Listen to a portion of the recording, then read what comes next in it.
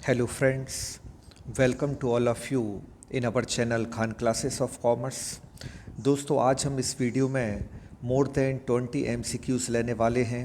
इसके साथ साथ एक प्रॉपर स्ट्रेटेजी भी आपको बताने वाले हैं कि किस तरीके से MPPSC ने अभी MP सेट एग्ज़ाम में इंटरनल फैक्ट को कवर किया।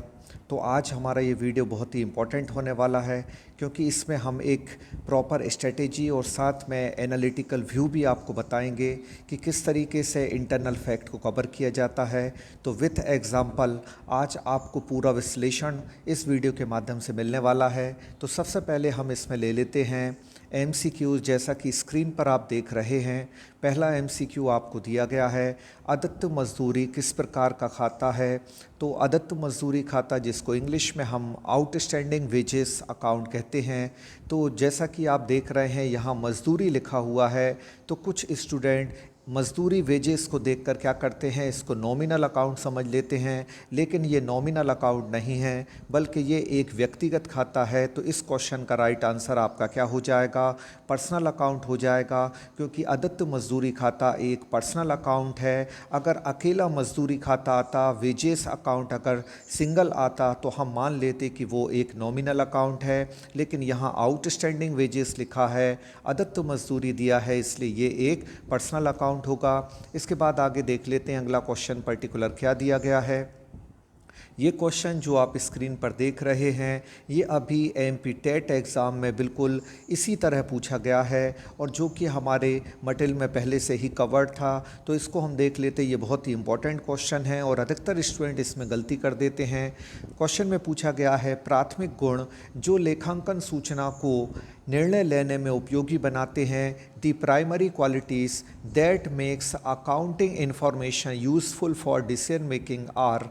तो इसमें ये पूछा गया है कि कौन से प्राथमिक गुण होते हैं जो लेखांकन सूचनाओं को निर्णय लेने में यानी कि डिसीजन मेकिंग करने में उपयोगी बनाते हैं। तो इस क्वेश्चन का राइट आंसर आपका बी हो जाएगा, विश्वसनीयता और तुलनीयता, जिसको हम इंग्लिश में रियलाइबिलिटी और कंपेरेबिलिटी कहते हैं। ये दोनों ही प्राथमिक गुण हैं जो कि आपकी अकाउंटिंग इन्फॉर्मेशन में होना चाहिए ताकि हम प्रॉपर तरीके से डिसीजन मेकिंग कर सकें। तो इसको आप याद रखिए, ये बहुत ही इंपॉर्टेंट क्वेश्चन है और जो अभी MP टेट के एग्ज़ाम में बिल्कुल इसी तरह पूछा गया था। इसके बाद हम आगे देख लेते हैं अगला क्वेश्चन पर्टिकुलर क्या दिया गया है। तो देखिए आपको अगला क्वेश्चन दिया गया है कि पूंजी पर ब्याज को सामान्यतः माना जाना चाहिए। तो पूंजी पर ब्याज इंग्लिश में भी हम इसको बता देते हैं, तो इंग्लिश मीडियम स्टूडेंट्स को यहाँ घबराने की ज़रूरत नहीं है। प्रॉपर आपको इंग्लिश में भी क्वेश्चन के आंसर और क्वेश्चन बताए जाएंगे। तो पूंजी पर ब्याज को क्या माना जाना चाहिए, यानी कि इंटरेस्ट ऑन कैपिटल को क्या माना जाता है। आपको पता है कि इंटरेस्ट ऑन कैपिटल क्या है और कहाँ लिखा जाता है। तो ये आपकी पार्टनरशिप के पॉइंट ऑफ व्यू से बात कर रहे हैं। तो ये अगर साझेदार को मिलने वाला पूंजी पर ब्याज कहाँ लिखा जाता है, तो आप इसको समझ लें कि interest on capital. Interest on capital अगर हम पार्टनरशिप के पॉइंट ऑफ व्यू से बात करें तो ये दो जगह रिकॉर्ड होता है, क्योंकि अकाउंट डेबिट और क्रेडिट के बेसिस पर चलता है। तो इंटरेस्ट ऑन कैपिटल पहले कहाँ रिकॉर्ड किया जाता है, ये PL एप्रोप्रिएशन अकाउंट के डेबिट में रिकॉर्ड किया जाता है। और दूसरे बार कहाँ रिकॉर्ड किया जाता है, दूसरे बार ये पार्टनर्स कैपिटल अकाउंट में रिकॉर्ड किया जाता है। तो अब आप इस क्वेश्चन के आंसर को समझ गए होंगे कि यहाँ इंटरेस्ट ऑन कैपिटल को क्या मानना चाहिए। तो इंटरेस्ट ऑन कैपिटल फर्म के लिए क्या है, एक एक्सपेंस है और एक्सपेंस कहाँ लिखा जाता है, PL एप्रोप्रिएशन अकाउंट के डेबिट में लिखा जाता है। तो इस क्वेश्चन का राइट आंसर आपका लाभ का विनियोजन हो जाएगा, क्योंकि प्रॉफिट में से ही क्या दिया जाता है, प्रॉफिट में से ही पार्टनर को इंटरेस्ट ऑन कैपिटल दिया जाता है। और इंटरेस्ट ऑन कैपिटल कब दिया जाता है, इंटरेस्ट ऑन कैपिटल तभी दिया जाएगा जब पार्टनरशिप डीड में ऐसी व्यवस्था हो, मतलब साझेदारों के मध्य जो समझौता हुआ है, साझेदारों के मध्य जो अनुबंध है, अगर अनुबंध इसकी अनुमति देता है कि साझेदारों को पूंजी पर ब्याज मिलना चाहिए, तो उस पूंजी पर ब्याज का लेखा पहली बार कहाँ होगा, लाभ हानि नियोजन खाते के डेबिट में होगा, और दूसरे बार पार्टनर्स कैपिटल अकाउंट के कहाँ होगा, क्रेडिट में होगा। तो इस तरीके से इस क्वेश्चन का राइट आंसर ए हो जाएगा। अगला क्वेश्चन स्क्रीन पर देख लेते हैं कि क्या दिया गया है।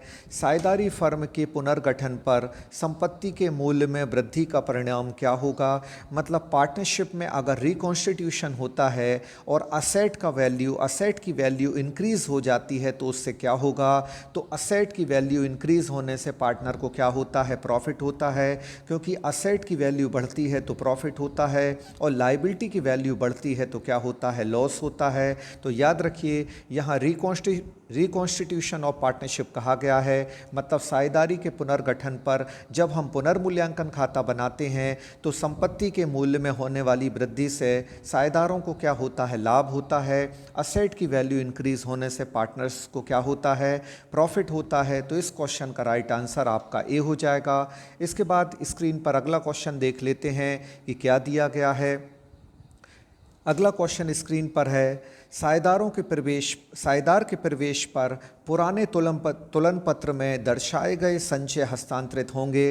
तो देखिए यहाँ एडमिशन के बारे में कहा गया है कि on the time of admission reserve which is given in balance sheet will be transferred to.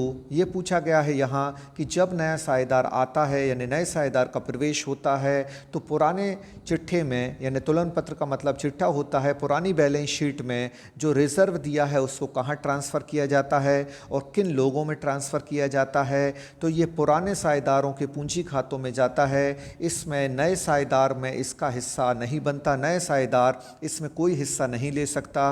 जैसे मान लो ए और बी पार्टनर पुराने हैं और इन्होंने किसको प्रवेश दिया, सी को प्रवेश दिया। तो ए और बी ने जो संचय बना के रखा है वो ए और बी पुराने पार्टनर में ही बांटा जाएगा। सी को नए साझेदार के प्रवेश पर कोई भी हिस्सा नहीं मिलेगा। तो पुराने साझेदारों में ये बांट दिया जाएगा। और किस अनुपात में बांटा जाएगा, तो ओल्ड पार्टनर्स में ये ओल्ड रेशियो में बांट दिया जाएगा, यानी पुराने साझेदारों में पुराने अनुपात में पुराने संचय को बांट दिया जाता है। तो इस फैक्ट को आप लोग याद रखिए। इसके बाद स्क्रीन पर अगला क्वेश्चन देख लेते हैं। पुनर्मूल्यांकन पर लाभ या हानि को कौन वहन करते हैं। अब देखिए ये यहाँ एक कंफ्यूजिंग क्वेश्चन है।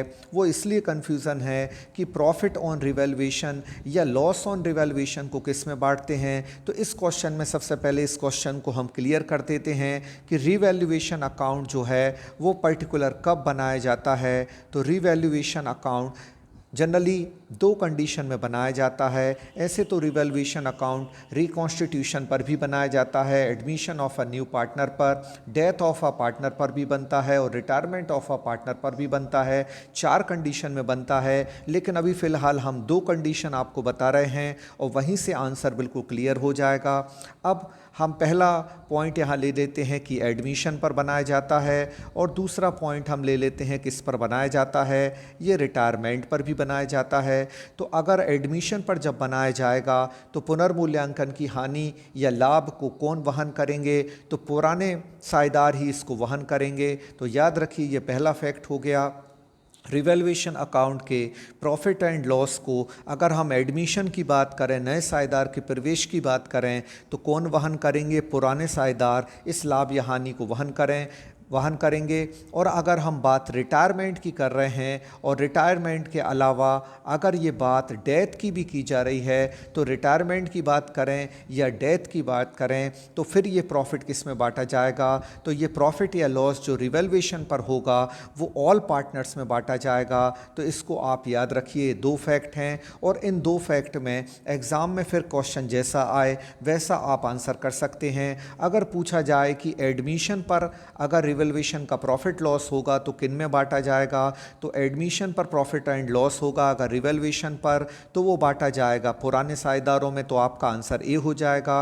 अगर इसी क्वेश्चन को इस तरह चेंज करके दे दें कि on the time of retirement of partner the profit and loss will be transferred to partners, यानी पार्टनर्स में किस रेशियो में बांटा जाएगा और किन लोगों को इसका प्रॉफिट एंड लॉस दिया जाएगा। तो रिटायरमेंट पर या डेथ पर ऑल पार्टनर्स को दिया जाता है, तो आपका आंसर सी हो जाएगा।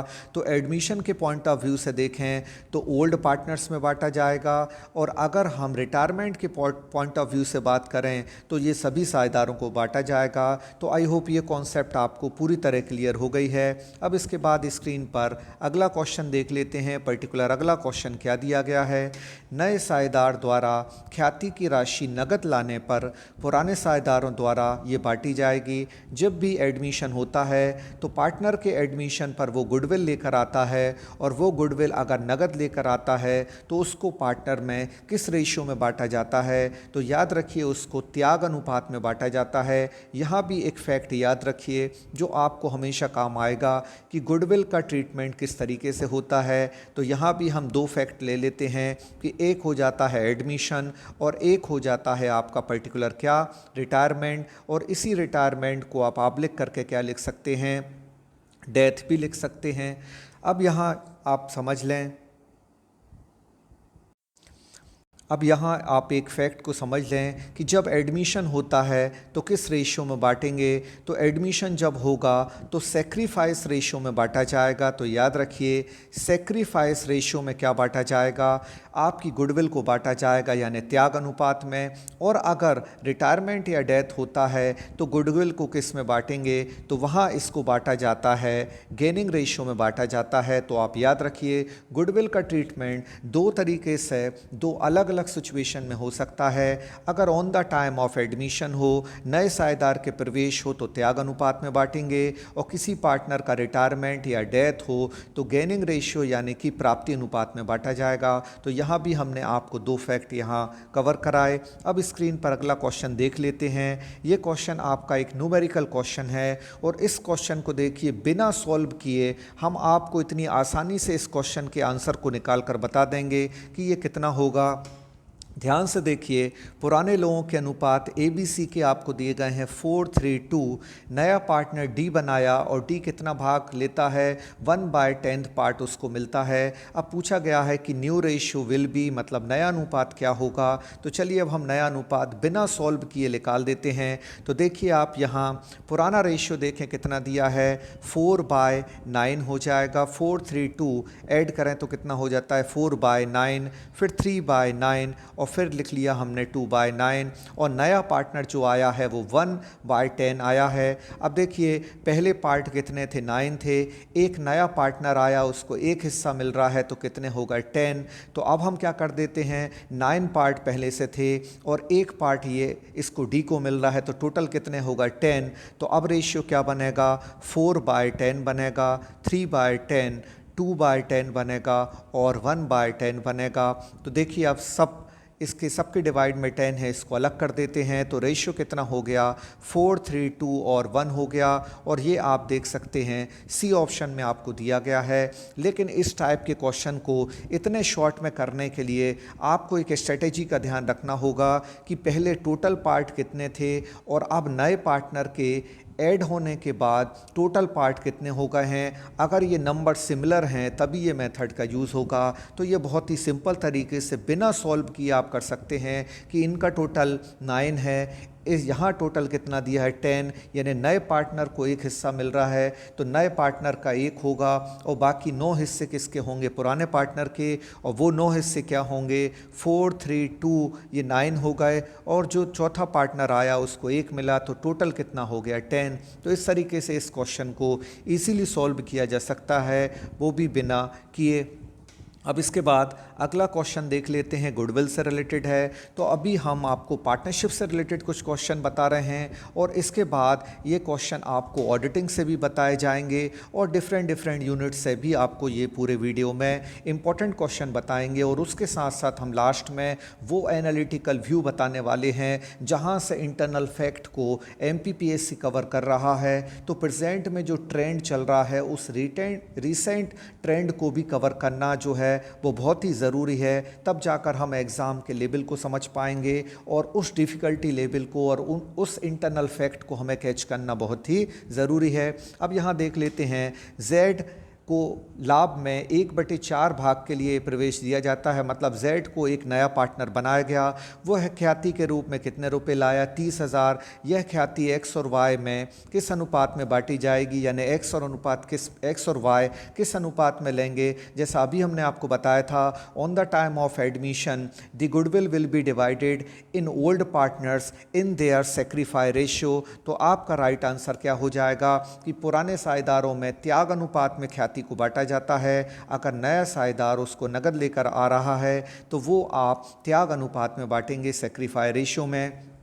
अगर इस क्वेश्चन में पूछ लिया जाता, इसी क्वेश्चन में सिर्फ ये पूछ लिया जाता कि फर्म की टोटल गुडविल क्या होगी, तो फर्म की टोटल गुडविल को भी आप निकाल सकते हैं। तो फर्म की टोटल गुडविल कैसे निकाली जा सकती, नया पार्टनर D 30,000 रुपये लेकर आया और कितने पार्ट के लिए लाया, 1/4। तो 1/4 का आप रेसिप्रोकल कर दें तो क्या आ जाएगा, 4/1। और 30,000 को 4 से आप इंटू करते हैं तो कितना आ जाता है, 1,20,000। तो इस तरह आप टोटल गुडविल भी निकाल सकते थे अगर क्वेश्चन में पूछा जाता तो। अब अगला क्वेश्चन हम देख लेते हैं कि पर्टिकुलर अगला क्वेश्चन क्या दिया गया है। एक नए साझेदार के प्रवेश पर संपत्ति के मूल्य में कमी को डेबिट किया जाएगा। तो याद रखिए, संपत्ति के मूल्य में कमी को कहाँ डेबिट किया जाता है, नए साझेदार के प्रवेश पर पुनर्मूल्यांकन खाता बनाया जाता है और संपत्ति के मूल्य में कमी को पुनर्मूल्यांकन खाते के डेबिट में लिखा जाता है। तो इस क्वेश्चन का राइट आंसर आपका क्या हो जाएगा, ए हो जाएगा। जब भी कोई एडमिशन होता है तो असेट का रिवैल्यूएशन होता है और असेट के रिवैल्यूएशन होने पर जो भी लॉस होता है उसको हम रिवैल्यूएशन अकाउंट के डेबिट में लिखते हैं। तो राइट आंसर आपका क्या हो जाएगा, यहाँ ए हो जाएगा। चलिए अब स्क्रीन पर अगला क्वेश्चन देख लेते हैं कि अगला पर्टिकुलर क्वेश्चन क्या दिया गया है। अब ये दिया गया है, जब नया साझेदार ख्याति की रकम के लिए नगद देता है तो फर्म की वहियों में उस रकम को डेबिट किया जाएगा। तो ये पूछा गया है कि नया साझेदार जब कैश में गुडविल लेकर आता है तो क्या एंट्री होगी। तो आप एंट्री करके देख सकते हैं, cash account debit to premium for goodwill account. तो ये पर्टिकुलर एंट्री हो जाएगी आपकी। तो यहाँ ये पूछा गया है कि फर्म की पुस्तकों में उसे डेबिट किया जाता है, मतलब फर्म की बुक्स में किसे डेबिट किया जाता है, तो कैश अकाउंट को डेबिट किया जाता है। तो राइट आंसर आपका क्या हो जाएगा, ए हो जाएगा। तो याद रखिए, यहाँ हिंदी में एंट्री क्या होगी, रोकड़ खाता डेबिट और ख्याति के लिए प्रीमियम खाते से। तो इसलिए रोकड़ खाता डेबिट हुआ है तो आपका कैश अकाउंट में इसको डेबिट किया जाएगा। राइट आंसर आपका बी हो जाएगा। स्क्रीन पर अगला क्वेश्चन देख लेते हैं। पुनर्मूल्यांकन खाता या लाभानी समोजन खाते का शेष पुराने साझेदारों के पूंजी खाते में ट्रांसफ़र किया जाता है। तो हाँ, बिल्कुल, रिवैल्यूएशन अकाउंट पर जो भी प्रॉफिट एंड लॉस होता है उसको साझेदारों के पूंजी खातों में ही ट्रांसफ़र किया जाता है। किस अनुपात में ट्रांसफ़र किया जाता है, तो ये आपसे पूछा गया है। तो किस अनुपात में, क्या पूंजी अनुपात में होता है, नहीं। क्या समान अनुपात में होता है, नहीं। तो किस अनुपात में होता है, तो सबसे पहले इस क्वेश्चन को समझ लें। अगर ये क्वेश्चन में ऐसा पूछा जाता कि ये बात प्रवेश की हो रही है, प्रवेश मतलब एडमिशन ऑफ न्यू पार्टनर की हो रही है, तो न्यू पार्टनर के एडमिशन पर ये पुराने लाभ हानि अनुपात में बांटा जाएगा। तो याद रखिए, जब नया साझेदार प्रवेश करता है तो नए साझेदार के प्रवेश पर पुराने लाभ हानि अनुपात में पुनर्मूल्यांकन खाते के लाभ या हानि को पुराने साझेदारों में बांट दिया जाता है। तो राइट आंसर आपका क्या हो जाएगा, ए हो जाएगा। इसके बाद आगे देख लेते हैं स्क्रीन पर अगला पर्टिकुलर क्वेश्चन क्या दिया गया है। अब देखिए, एक बहुत ही इंपॉर्टेंट क्वेश्चन है कि एक व्यवसायी द्वारा लेखांकन के किस स्वरूप को अपनाया जाता है। तो यहाँ देखिए, व्यवसायी की बात की है। अगर यहाँ मैन्युफैक्चरिंग की बात की होती, यानी मैन्युफैक्चरर की बात की होती, या आपसे कोई इंडस्ट्री की बात की होती तो आंसर अलग होता। यहाँ व्यवसाय की बात की गई है, व्यवसाय का मतलब बिजनेसमैन की बात की गई है, यानी व्यवसाय की बात है। तो जब व्यवसाय की बात होती है तो व्यवसायी कौन सी अकाउंटिंग यूज़ करता है, तो व्यवसायी अपने दैनिक लेन देनों को लिखने के लिए वित्तीय लेखांकन का प्रयोग करता है। इसका राइट आंसर आपका फाइनेंशियल अकाउंटेंसी हो जाएगी। अब कॉस्ट अकाउंटिंग जो है वो कब यूज़ होती है, कॉस्ट अकाउंटिंग तब यूज़ होती है जब हम कोई चीज़ को प्रोड्यूस करते हैं, जब हम कोई चीज़ को बनाते हैं, उसका निर्माण करते हैं। तो मैन्युफैक्चरिंग में या प्रोडक्शन में कॉस्ट अकाउंटिंग का यूज़ होता है, जबकि व्यापार में किसी वस्तु के विक्रय में, क्रय विक्रय में फाइनेंशियल अकाउंटिंग का यूज़ होता है। टैक्स अकाउंटिंग कौन यूज़ करता है? टैक्स अकाउंटिंग गवर्नमेंट यूज़ करती है, क्योंकि गवर्नमेंट के लिए रेवेन्यू होता है और हमारे लिए एक्सपेंस होता है। तो कर लेखांकन कौन करता है? गवर्नमेंट करती है। और मैनेजमेंट अकाउंटिंग क्या होती है? मैनेजमेंट अकाउंटिंग वो होती है जहां कॉस्ट अकाउंट का काम खत्म होता है और जहां फाइनेंशियल अकाउंटिंग का काम खत्म होता है, वहां से मैनेजमेंट अकाउंटिंग का काम शुरू होता है। तो ये भी आप याद रखें कि कॉस्ट अकाउंट को रिकॉर्ड करने के बाद और फाइनेंशियल अकाउंट में रिकॉर्ड करने के बाद मैनेजमेंट अकाउंटिंग का काम शुरू होता है, क्योंकि इसमें पॉलिसी फार्मूलेशन होता है, इसमें डिसीजन मेकिंग होती है। इसलिए मैनेजमेंट अकाउंटिंग का काम वहाँ से शुरू होता है जहाँ कॉस्ट अकाउंट और फाइनेंशियल अकाउंटेंसी का काम खत्म होता है। अब हम स्क्रीन पर अगला क्वेश्चन देख लेते हैं क्या दिया है। ये क्वेश्चन देखिए, इसमें लिखा है revenue is generally recognised when, मतलब कोई भी आय सामान्यतः कब रिकॉग्नाइज होती है, कब प्रमाणित होती है और कब उसका लेखा किया जाता है। तो यहाँ मोस्ट एप्रोप्रिएट आंसर जो होगा वो क्या होगा? डी होगा, कि जब किसी वस्तु का मूल्य हमको एक्चुअली रिसीव्ड हो जाता है। हम अक्रूअल बेसिस पर भी यानी उपार्जन आधार पर भी लेखा करते हैं, लेकिन यहाँ क्वेश्चन में जो है हमको ये पर्टिकुलर पॉइंट को पकड़ना है कि मोस्ट एप्रोप्रिएट आंसर क्या होगा। तो इस क्वेश्चन का मोस्ट एप्रोप्रिएट आंसर डी हो जाएगा, कि जब भी कोई वस्तु का मूल्य हमें प्राप्त हो जाएगा, कैश हमें रिसीव्ड हो जाएगा, तो हम मान लेंगे कि वो पर्टिकुलर ट्रांजैक्शन जो है वो डन हो चुका है और रेवेन्यू एक्चुअली क्या हो चुकी है? रिकॉग्नाइज्ड हो चुकी है। मतलब हमारी आय वास्तव में क्या हो चुकी है? प्रमाणित हो चुकी है और आय हमको प्राप्त हो चुकी है। तो आय के प्राप्त होने पर वो प्रमाणित हो जाती है। तो इस क्वेश्चन का राइट आंसर आपका क्या हो जाएगा? डी हो जाएगा। अब कुछ क्वेश्चन जो है वो जल्दी से हम ऑडिटिंग से देख लेते हैं, जो हमने पहले भी आपसे डिस्कस कर रखे हैं। साझेदारी फर्म का अंकेक्षण क्या होता है? तो एक पार्टनरशिप फर्म के लिए ऑडिटिंग वॉलंटरी होता है। तो इस क्वेश्चन का राइट आंसर आपका बी हो जाएगा। वैधानिक अंकेक्षण कैसा होता है? वैधानिक अंकेक्षण जिसको स्ट्रेचरी हम ऑडिट कहते हैं। स्ट्रेचरी ऑडिट क्या होता है? कंपलसरी होता है, क्योंकि ये केंद्र सरकार के द्वारा करवाया जाता है और कोर्ट के द्वारा आदेश भी इसके लिए दिया जा सकता है। फिर चालू अंकेक्षण किसके लिए उपयुक्त होता है? तो चालू अंकेक्षण जिसको हम कंटिन्यूस ऑडिट कहते हैं, ये लार्ज स्केल पर प्रोडक्शन करने वाली या लार्ज ट्रांजैक्शन करने वाली इंस्टीट्यूट के लिए क्या होता है? बहुत ही सूटेबल होता है। तो बड़ी संस्थाएं जहां लेखांकन का कार्य लगातार चलता रहता है और लगातार जिसमें क्या होता है? अकाउंटिंग होती रहती है काफ़ी बड़े पैमाने पर, उन बड़ी संस्थाओं के लिए चालू अंकेक्षण यानी कि कंटिन्यूस ऑडिट किया जाता है। फिर से वही क्वेश्चन है कि चालू अंकेक्षण बड़े व्यापार के लिए उपयोगी है, मतलब लार्ज स्केल पर जो प्रोडक्शन कर रहे हैं या जो लार्ज स्केल पर ट्रांजैक्शन कर रहे हैं उनके लिए ये बहुत ही प्रभावी है और बहुत ही उपयोगी है। अब जहां आंतरिक जांच संतोषजनक नहीं होती, वहां कौन सी अंकेक्षण की पद्धति ठीक रहती है? तो ऑडिटिंग की पद्धति कहाँ ठीक रहती है और कौन सी पद्धति वहाँ ठीक रहती है? जहाँ इंटरनल चेक सिस्टम जो है फेल हो जाता है। तो जहाँ इंटरनल चेक सिस्टम फेल हो जाएगा, वहाँ कौन सी पद्धति अंकेक्षण के लिए अपनाई जाएगी? तो वहाँ चालू अंकेक्षण की पद्धति अपनाई जाएगी, क्योंकि चालू अंकेक्षण वहाँ चलते रहना चाहिए, क्योंकि इंटरनल चेक सिस्टम वहाँ क्या हो गया है? फेल हो गया है। तो 12th क्वेश्चन का राइट आंसर यहाँ आपका ए हो जाएगा। अब इसके बाद आगे और भी इम्पोर्टेंट क्वेश्चन दिए गए हैं, तो हम वो भी देख लेते हैं। पर्टिकुलर वो क्वेश्चंस क्या हैं? तो साझेदारी व्यवसाय में अंकेक्षक की नियुक्ति किसके द्वारा होती है? तो वो समझौते के आधार पर होती है। अगर पार्टनरशिप डीड में पार्टनर ने ये डिसाइड कर लिया है कि वो ऑडिट कराएंगे, अगर वो ऑडिट कराना स्वीकार कर लेते हैं और ऑडिट कराने को अपने पार्टनरशिप डीड में मेंशन कर लेते हैं, तो वो पार्टनरशिप डीड के अकॉर्डिंग अपने खातों का अंकेक्षण करा सकते हैं। लेकिन ये बात उनकी इच्छा पर निर्भर करती है, क्योंकि एक साझेदारी फर्म के लिए अंकेक्षण अनिवार्य नहीं है बल्कि ऐच्छिक है। तो यहाँ राइट आंसर आपका ए हो जाएगा। कंपनी अंकेक्षक की नियुक्ति कौन करता है? जैसा कि आपको पता है कि पहला अंकेक्षक संचालक यानी बोर्ड ऑफ डायरेक्टर नियुक्त करते हैं। उसके बाद कंपनी के अंशधारी चाहें तो वार्षिक साधारण सभा में, मतलब एनुअल जनरल मीटिंग में, कंपनी के शेयर होल्डर भी क्या कर सकते हैं? ऑडिटर को अपॉइंट अपॉइंट कर सकते हैं और केंद्र सरकार भी वैधानिक अंकेक्षण करा सकती है। तो उपरोक्त तीनों के द्वारा क्या हो जाएगा, अंकेक्षक की नियुक्ति कर दी जाएगी। यहाँ अंकेक्षण नहीं है बल्कि क्या है, अंकेक्षक है, ऑडिटर है।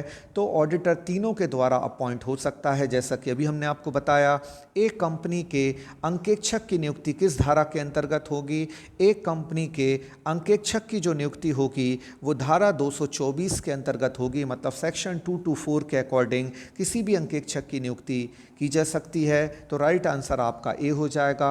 इसके बाद स्क्रीन पर अगला क्वेश्चन देख लेते हैं कि किसी ऑडिटर का रिम्यूनरेशन यानी कि पारिश्रमिक किस धारा के अंतर्गत है। तो जिस धारा के अंतर्गत उसकी नियुक्ति होती है उसी धारा के अंतर्गत उसका पारिश्रमिक भी तय कर लिया जाता है। विशेष अंकेक्षण कौन कराता है, विशेष अंकेक्षण किसे कहते हैं। विशेष अंकेक्षण केंद्र सरकार के द्वारा जब उसको लगता है कि किसी कंपनी में बहुत ही फाइनेंशियल फ्रॉड है और गड़बड़ियां पाई जाएंगी, तो उस कंपनी का केंद्र सरकार विशेष अंकेक्षण करा सकती है। तो इस क्वेश्चन का राइट आंसर आपका केंद्र सरकार हो जाएगा, सेंट्रल गवर्नमेंट। अब किस धारा के अंतर्गत कंपनी का विशेष अंकेक्षण होता है, तो धारा 233 के अंतर्गत केंद्र सरकार के द्वारा किसी भी कंपनी का विशेष अंकेक्षण, जिसको हम वैधानिक अंकेक्षण भी कहते हैं, जिसे हम अनिवार्य अंकेक्षण भी कहते हैं, ये कंपलसरी बेसिस पर होता है और इसको टाला नहीं जा सकता। ये किस धारा के अंतर्गत होता है, धारा 233 के अंतर्गत होता है। तो ये सारे आज के बहुत ही इम्पॉर्टेंट एमसीक्यूज़ थे।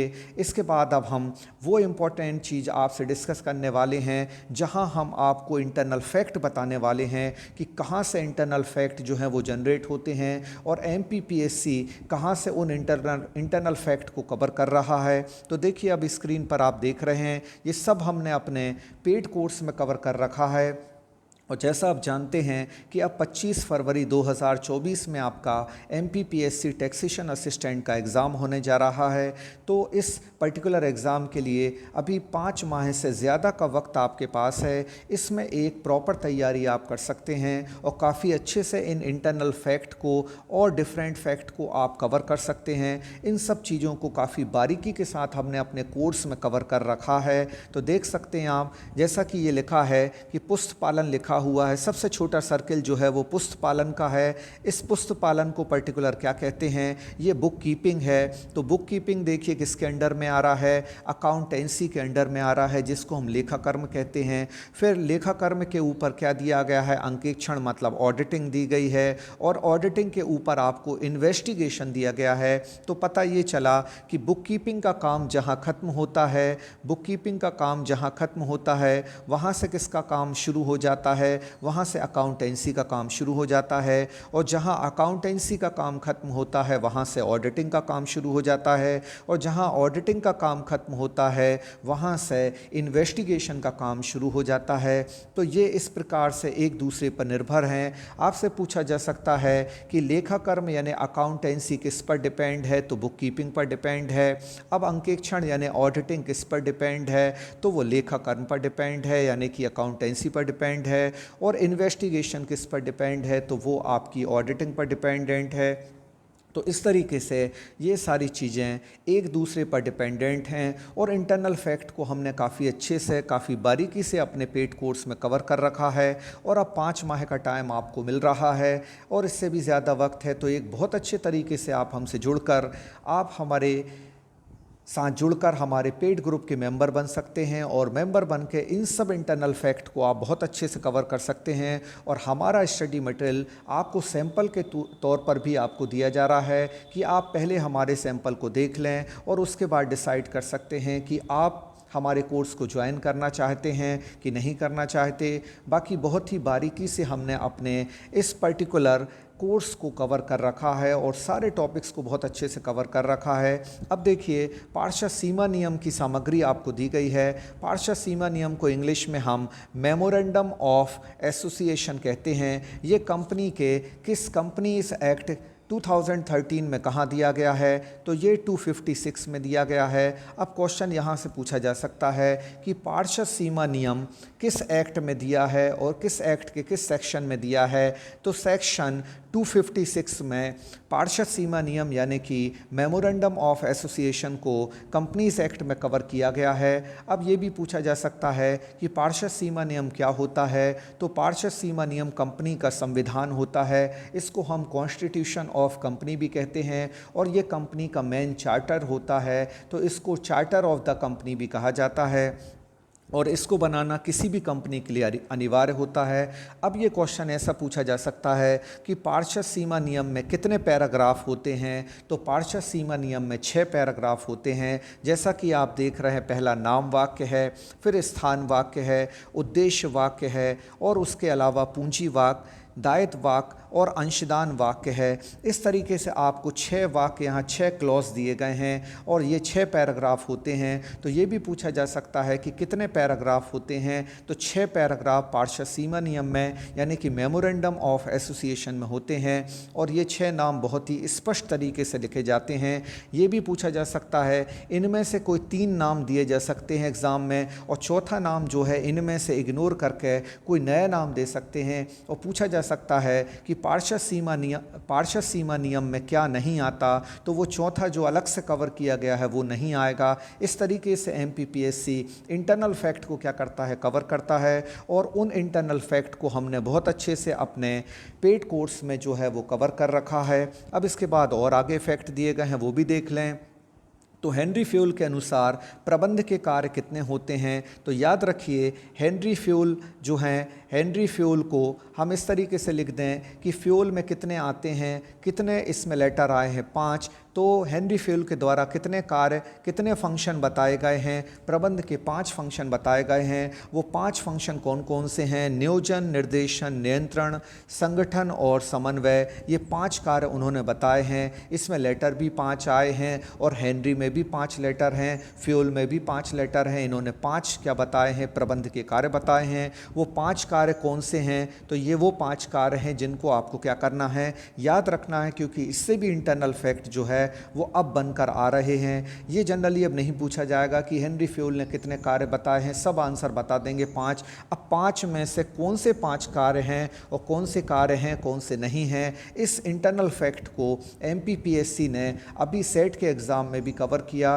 तो हमने नेचर ऑफ क्वेश्चन और एक एनालिटिकल व्यू के आधार पर एक अच्छा स्टडी प्लान जो है वो बनाया हुआ है, और इस कोर्स को आप अगर ज्वाइन कर लेंगे तो वो सारे फैक्ट आपके कवर हो जाएंगे। अब और भी चीज़ें हम आपसे डिस्कस करने वाले हैं कि हेनरी फ्यूल की पर्टिकुलर कौन कौन सी बुक्स हेनरी फ्यूल ने जो है वो लिखी हैं, और हेनरी फ्यूल की पहली बुक्स कौन सी है।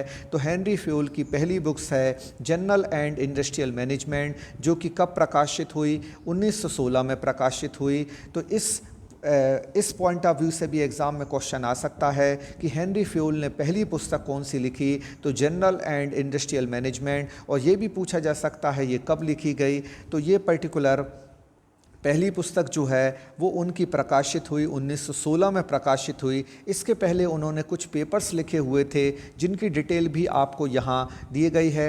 ये सारे जो हैं वो उन्होंने नीचे पेपर्स दिए हैं ये पर्टिकुलर। तो इस तरीके से क्वेश्चन आपसे पूछे जा रहे हैं। तो ये फेमस बुक है जनरल एंड इंडस्ट्रियल मैनेजमेंट, जिस सबको हमने अपने सिलेबस में कवर कर रखा है। अब आपसे ये भी पूछा जा सकता है कि F.W. टेलर ने कौन सी बुक लिखी। सबसे पहले तो उन्होंने कार्यशाला प्रबंध लिखी, जिसको हम शॉप मैनेजमेंट कहते हैं। और शॉप मैनेजमेंट कब लिखी गई? 1903 में लिखी गई। इसके बाद एक उनकी वर्ल्ड फेमस बुक लिखी गई जो वर्ल्ड में काफ़ी फेमस हुई, और उस बुक का नाम है प्रिंसिपल ऑफ साइंटिफिक मैनेजमेंट, और इसी के कारण इन्होंने विश्व में ख्याति पाई। वो बुक कब लिखी गई? तो 1911 में लिखी गई। और कौन इसके लेखक हैं? F.W. टेलर हैं।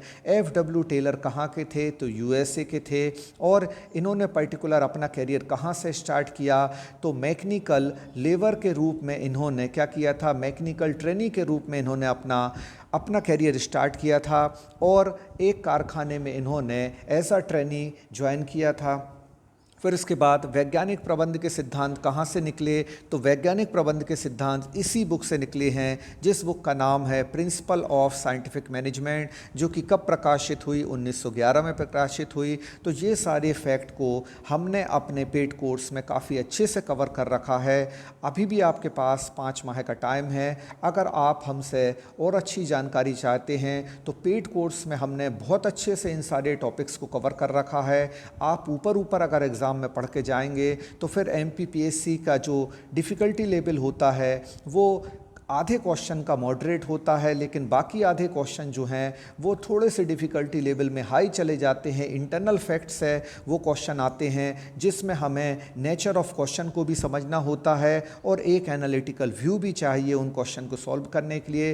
तो अगर आप भी अभी हमारे सैंपल देखना चाहते हैं तो आप हमें व्हाट्सएप कर सकते हैं। हमारे दिए गए नंबर पर हमें व्हाट्सएप करें, हम आपको सैंपल प्रोवाइड करेंगे और सैंपल प्रोवाइड करने के बाद फिर आपको वीडियो लेक्चर्स दिए जाएंगे। सिस्टमेटिक अप्रोच के साथ आपको पीडीएफ फाइल्स मिलेंगी जिसमें हमारे नोट्स भी होंगे और उसके अलावा कम से कम आपको 100 पीडीएफ फाइल आपको मिलेंगी एमसीक्यूज़ की और 100 पीडीएफ फाइल आपको मिलने वाली हैं ऐसा नोट्स की। तो कुल मिलाकर आपको 200 पीडीएफ फाइल जो है वो टोटल हमारे कोर्स में हम प्रोवाइड करने वाले हैं। तो आज की इन्फॉर्मेशन कैसी लगी? अगर इन्फॉर्मेशन अच्छी लगी और आपने हमारी मेहनत आपको अच्छी लगी तो जल्दी से वीडियो को लाइक कर दें, और अगर वीडियो पर नए हैं तो वीडियो पर अगर नए हैं या हमारे चैनल पर नए हैं तो जल्दी से हमारे चैनल को सब्सक्राइब कर दें। आज तक के लिए बस इतना ही, और एक ज़ोरदार तैयारी के साथ आप उतरिए इस मैदान में, क्योंकि कंपटीशन बहुत हाई है और इसके साथ साथ 12 साल 11 साल के बाद ये वैकेंसी आई है। तो इस वैकेंसी की तैयारी के लिए काफ़ी लोग जुटे हुए हैं और आपको भी बहुत मजबूती के साथ इस प्रतियोगिता में उतरना है। तो एक अच्छी तैयारी के साथ, एक अच्छी स्ट्रेटेजी और एक प्रॉपर प्लान के साथ उतरना होगा, और वो प्रॉपर प्लान और वो स्ट्रेटेजी हम आपको बहुत अच्छे से प्रोवाइड कर रहे हैं। तो आज के इस वीडियो के लिए धन्यवाद। Thank you so much for watching this video.